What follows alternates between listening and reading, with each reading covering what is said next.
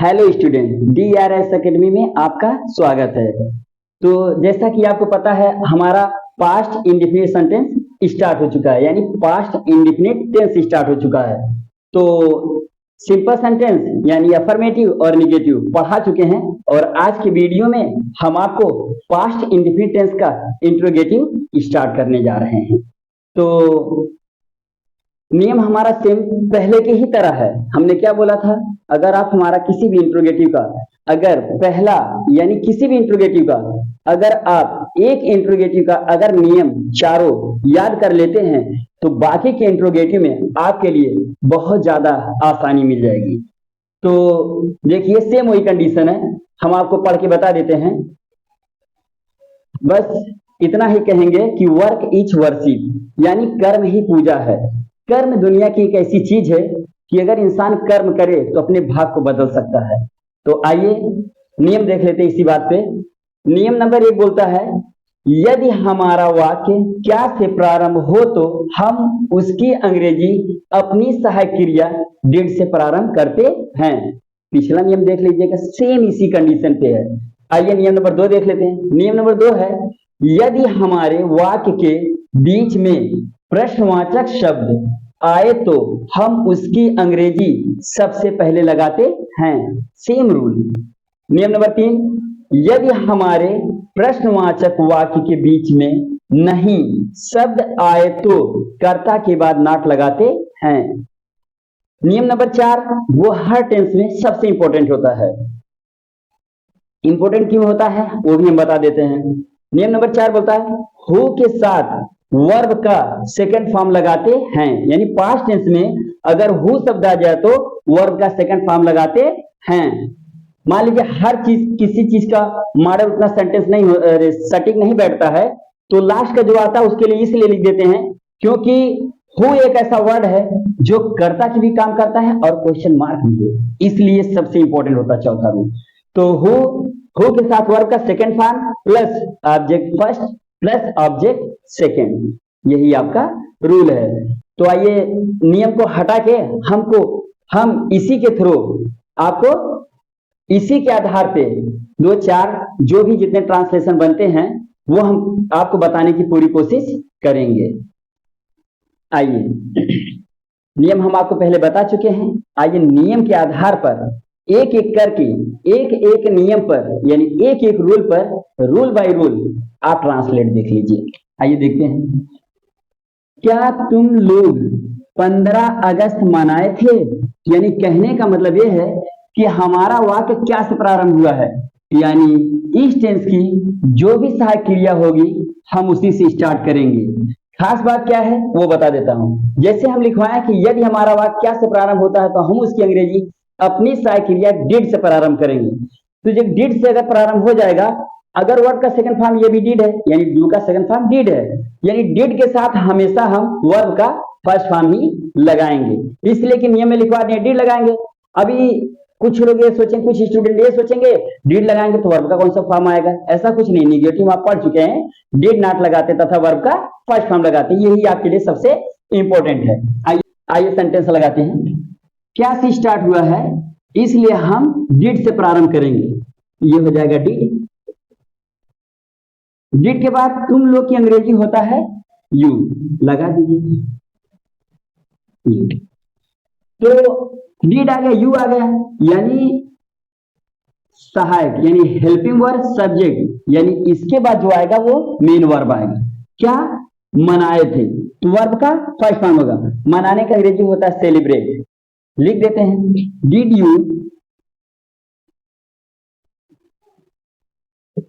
Celebrate, क्या मनाए थे 15 अगस्त यानी 15th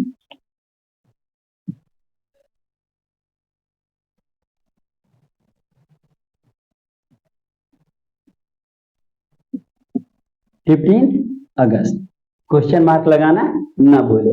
सेम है, क्या से प्रारंभ हुआ है, डिड से प्रारंभ करेंगे। डिड के बाद तुरंत कर्ता लगाएंगे, कर्ता के बाद वर्ब लगाएंगे, उसके बाद ऑब्जेक्ट लगा के कंप्लीट कर देंगे। अगर इसमें नहीं शब्द आता तो कर्ता के बाद नॉट लगा देते, वो भी आपका कंप्लीट हो जाता।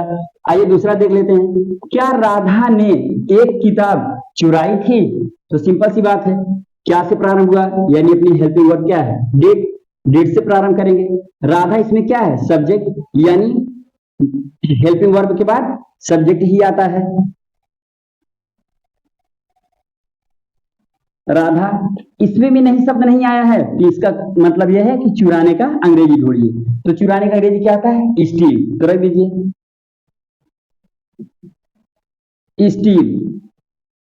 राधा ने चुराई, हो गया, राधा स्टील क्या चुराई, एक किताब, आ बुक। क्वेश्चन मार्क लगाना न भूलें। देखिए, हम रूल के ही आधार पर बताए आपको, सेंटेंस जितने भी ट्रांसलेशन है हम रूल के आधार पे ही आपको बताने की कोशिश कर रहे हैं। आइए अगला ट्रांसलेशन देख लेते हैं। तो इसमें आया है क्यों शब्द, मास्टर साहब हिंदी क्यों नहीं पढ़ाए थे। तो क्या है, क्यों शब्द बीच में आया, इसका कहने का मतलब क्या है, प्रश्नवाचक शब्द बीच में आया, तो इसकी अंग्रेजी कहां रखेंगे, सबसे पहले रख दीजिए वाई। अब इसमें क्या है, हेल्पिंग वर्ब का कोई टेंशन नहीं है, क्यों, क्योंकि हमेशा डिड ही लगेगा पास्ट टेंस में, तो वाई डिड। उसके बाद क्या आएगा, मास्टर साहब, क्योंकि मास्टर साहब सब्जेक्ट है। Why did the teacher, teacher, कर्ता के बाद नॉट लगाते हैं, कर्ता के बाद नॉट लगा दीजिए, नॉट, मेन वर्ब लगा दीजिए, टीच हिंदी।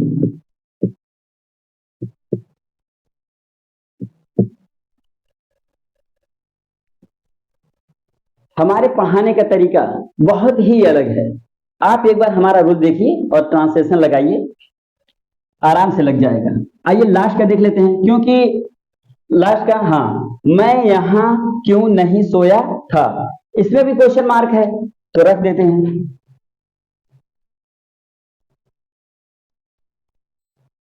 Why did. हम वाई स्टार्ट डिड क्यों लगा दिए, क्योंकि क्वेश्चन मार्क बीच में आया है, तो क्वेश्चन मार्क बाद क्या आएगा, हेल्पिंग वर्ब, उसके बाद सब्जेक्ट। नहीं, क्वेश्चन मार्क में अगर नहीं आया है तो कर्ता के बाद नॉट लगा देते हैं। तो वाई डिड आई नॉट, सोने की अंग्रेजी स्लीप, स्लीप। यहां है, एक वर्ड अलग से आया है थोड़ा, यहां, यहां की अंग्रेजी लास्ट में रख दीजिए क्वेश्चन मार्क। देखिए, हमने रूल के आधार पे ही जितना ट्रांसलेशन है सब हम बताएं। तो आइए एक आध एग्जांपल हम और आपको बता देते हैं, ताकि जितना भी आपका रूल है क्लियर हो जाए। आइए, नियम के आधार पर ये जो भी ट्रांसलेशन है थोड़ा अलग रूल पे है, तो इसको बता देते हैं ताकि आपको समझने में आसानी होगी। वैसे हमने इंट्रोगेटिव के जितने भी वीडियो बनाए हैं सब में हमने कोशिश ये किया है कि कुछ अलग बता दिया जाए, ताकि आपको समझ में आए क्वेश्चन मार्क इस तरीके से भी लगता है। आइए देखते हैं, लड़के कक्षा में यह सवाल कैसे हल किए थे।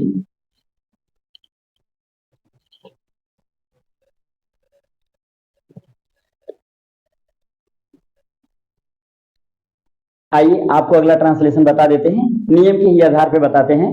तो थोड़ा अलग है, क्योंकि हमने हर ट्रांसलेशन में जितने भी इंट्रोगेटिव हैं मैंने कुछ ना कुछ नया बताने की कोशिश किया हूं, ताकि आपको आसानी से समझ में आ जाए। हर ट्रांसलेशन, अगर आप किताब के अगर गाइड खोलते हैं उसमें अगर एग्जाम्पल भी है या ट्रांसलेशन करने के लिए भी अगर दिया गया है तो आप करिए, तो आपको ऐसा ना लगे कि ऐसा इस वीडियो में समझाया नहीं गया है। आइए करते हैं, लड़के कक्षा में यह सवाल कैसे हल किए थे, यानी कहने का मतलब यह है कि क्वेश्चन मार्क हमारा बीच में है, तो इसकी अंग्रेजी हम सबसे पहले लगाएंगे, लगा दीजिए हाउ, क्योंकि सब्जेक्ट हमारा एक वचन है चाहे बहुवचन है, हम पहले कह दिए हैं, तो यहां डिड लगाइए, हाउ डिड। लड़के, लड़के का आप बहुवचन यानी सिंगुलर नंबर रख दीजिए, क्योंकि हमारा सब्जेक्ट है, तो हो गया। अब यहां से एक बार फिर से पढ़, लड़के कक्षा में यह सवाल कैसे हल किए, तो हो गया है how did the boys.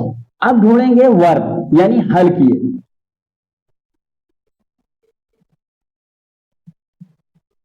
Solve हो गया, सॉल्व सॉल्व बाद क्या हल किए, क्वेश्चन। दिस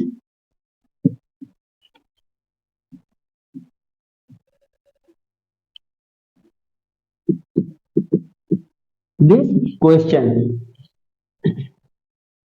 हो गया कंप्लीट। अब एक वर्ड है कक्षा में बचा है, उसको लास्ट में रख दीजिए। इन दी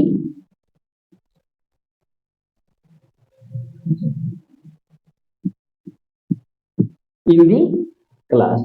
देखिए जैसा हमारा रूल है वैसा ही ट्रांसलेशन है, ट्रांसलेशन के ही यानी रूल के अकॉर्डिंग ही हमने ट्रांसलेशन को करने की कोशिश की है। यानी पहले क्वेश्चन मार्क, क्वेश्चन के मार्क के बाद हेल्पिंग वर्ब, हेल्पिंग वर्ब के बाद सब्जेक्ट, सब्जेक्ट के बाद वर्ब, वर्ब के बाद ऑब्जेक्ट। मान ली दूसरा ऑब्जेक्ट पड़ जाए तो इस ऑब्जेक्ट के बाद दूसरा ऑब्जेक्ट। बस आप पढ़ते जाइए ट्रांसलेशन और करते जाइए एकदम इजी तरीके से। आइए अगला ट्रांसलेशन देखते हैं। इसमें तुम्हें कल कौन बुलाया था, तो इसका मतलब क्या है, कौन कौन बुलाया था, यानी कौन क्वेश्चन मार्क भी है और कौन हमारा इसमें सब्जेक्ट का भी काम करता है, यानी कर्ता के भी काम करता है। तो लगाए कैसे लगाते हैं, हु के बाद वर्ब का सेकंड फॉर्म लगाते हैं, काल, काल का सेकंड फॉर्म, हु कॉल्ड। तुम्हें कौन बुलाया, यानी कौन बुलाना, कौन किसको बुला रहे हैं, तुम्हें बुला रहे हैं। देखिए हु कॉल्ड यू, कब, कल, लगा दीजिए यस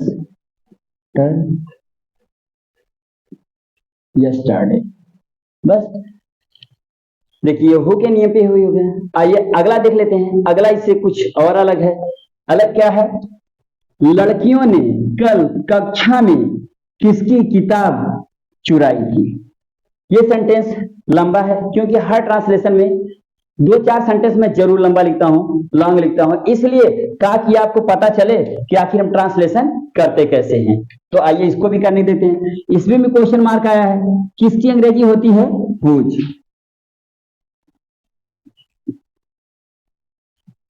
क्योंकि ये जितने क्वेश्चन मार्क हैं हमने प्रेजेंट इंडेफिनिट टेंस के इंट्रोगेटिव में सारे क्वेश्चन मार्क हमने ढंग से बताया है और उसके आधार पर हमने एक एक ट्रांसलेशन भी अच्छी तरीके से आपको बताया है। तो किसकी अंग्रेजी, तो हुज लगा दिया। और हमने ये भी बताया था whose, which, how many, how much, इतने वर्ड अगर आ जाए, क्वेश्चन वर्ड अगर आ जाए तो उनके साथ हम नाउन को चिपका के रखते हैं। देखिए चिपका के रखिए, हुज बुक। अब इसके बाद हम रखेंगे हेल्पिंग वर्ब, रख दीजिए डिड। हो गया हुज बुक। अब कर्ता के अनुसार, अब कर्ता ढूंढकर उसके बाद आप रखते जाइए। देखिए हुज बुक डिड, लड़कियों ने, दी गर्ल्स चुराई थी, स्टील। हो गया क्योंकि चुराने का काम जो हमारा किताब था वो क्वेश्चन मार्क के साथ ही आ गया है, तो बचा क्या, कुछ भी नहीं। तो दी गर्ल्स, उसके बाद लगा दे स्टील। अब बचा क्या है, कक्षा में,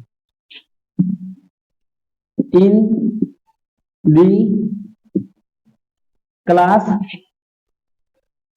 बीता हुआ कल लास्ट में लगा देते हैं,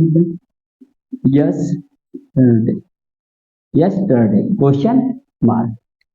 हमने आपको इस वीडियो में अपनी तरफ से पूरी कोशिश की है कि आपको बेहतर तरीके से समझ में आए। यदि हमारा वीडियो अच्छा लगे like, comment, share and subscribe करना ना भूलें।